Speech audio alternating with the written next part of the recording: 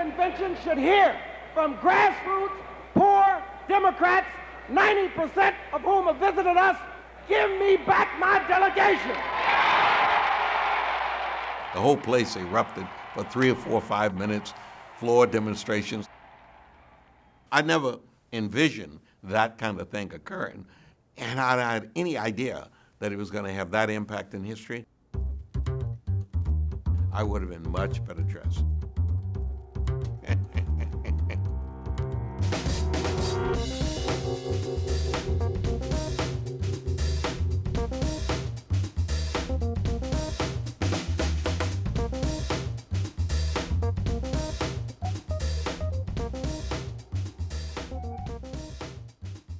I was just a young Democrat, part of the young Democrats.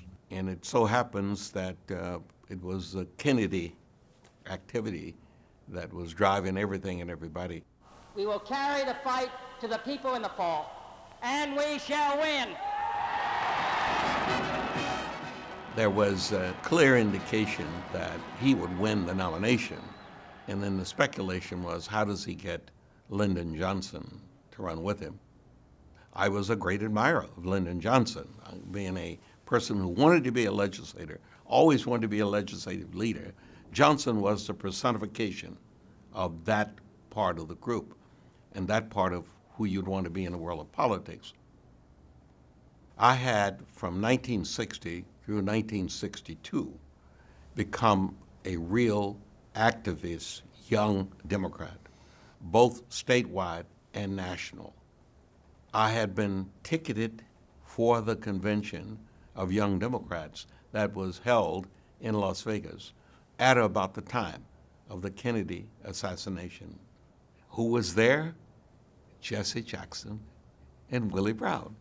It was kind of amazing. That's where that relationship started, because we had not yet moved the civil rights efforts in the way in which the civil rights ultimately did become.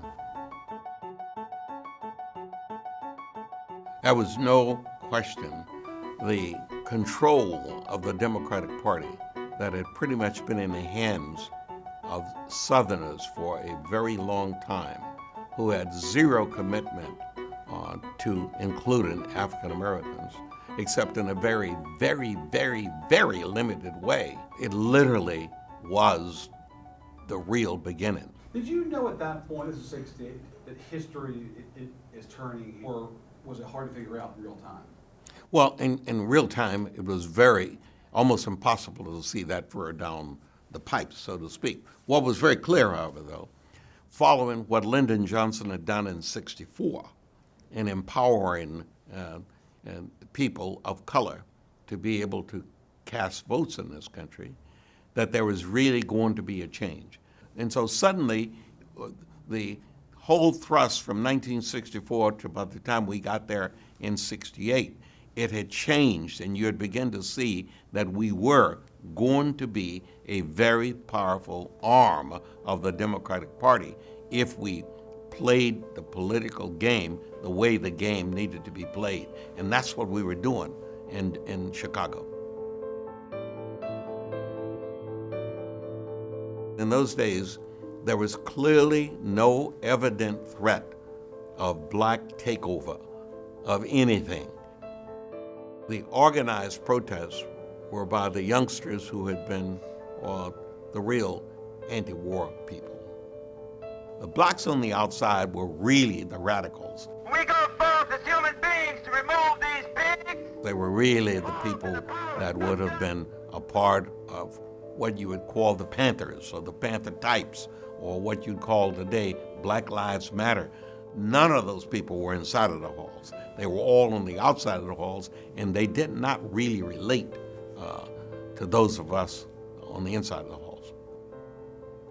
Watching what occurred in Chicago and watching the burning of the draft cards and all those kinds of things, it was fascinating, but not interpretive for power.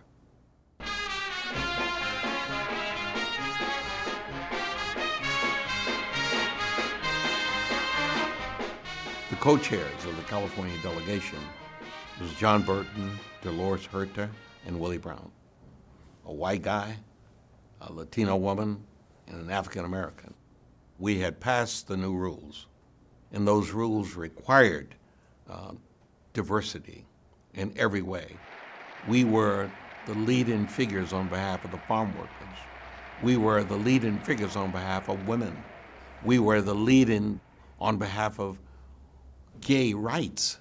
So our delegation was the forerunner to what the Democratic Party today looks like. I think within the next few days, you're going to see the endorsement of my candidacy by many black political leaders in this country. You had a chance to support a black female Democratic candidate in '72. Where did you come down? I loved Shirley Chisholm. I thought she had lots of great qualities. But I am a very want-to-win guy. And I want to win.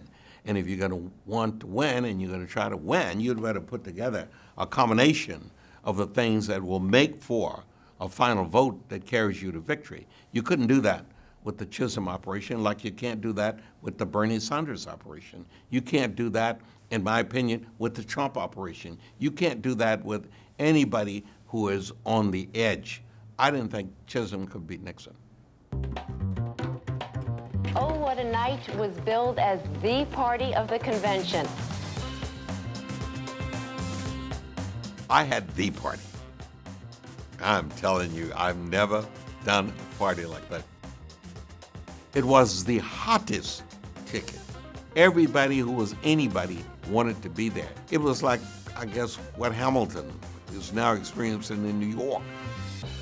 Now, I heard a story that Carter wanted like 100 tickets, but he only got 10. True story? True story.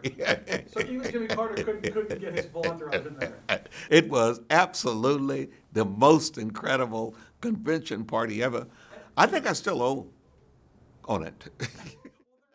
I ask for your vote on the first ballot as a vote for a new direction for this party and this nation. A vote of conviction, a vote of conscience. Jesse's performance in '84 had generated positive vibes and positive prospects. '88, prospectively, Reagan would not be on the ticket. Reagan would be on his way out. Democrats would have a great chance to take the presidency and not allow the Republicans to have it for 12 years. There is not a liberal America and a conservative America. There is the United States of America. You remember watching that speech in Boston? Yeah. And you thought it was pretty good. Oh, it was fabulous. It was really, really fabulous. Obama had picked up where Jesse left off with Jesse's '84 speech. And he did not look like a black guy that you would be threatened meeting on the streets. He looked like an acceptable guy that wouldn't be a hoodie, and the public bought that. That's how good that speech really was. But is there an Obama today if there's not a Jesse in the '80s? Probably not. Probably not. By now, we've got black investment bankers, we got black people who, on the entertainment world, who really believed in the Reverend. They called Jesse the Reverend at the time. We've got athletes in the same respective category, and we had a ton of black elected officials, all of whom had been, in many cases, the beneficiaries of the political activism that had been generated by what Jackson had really done. I can't breathe! I can't breathe! We've got somebody saying here, we have to bring them for mass incarceration. heel. Okay, we'll talk I'm about not a super predator. Is there any comparison at all, now and then? Any similarities or no? Well, no, I don't think there are real similarities, because I think the issue of cops killing black people has been with us for really a long time. That wasn't on the agenda in Chicago. And that really wasn't on the agenda during the war movement, during the anti-war movement. It has come on the agenda, frankly, as we have achieved legitimate access routes through the ballot box, through the court decisions, through the advent of African Americans attaining power. So there have been so many other things that have occurred in all this time that the Black Lives Movement is really more reflective of the true frustrations of African Americans with the fear that we have all lived with all of our lives in America.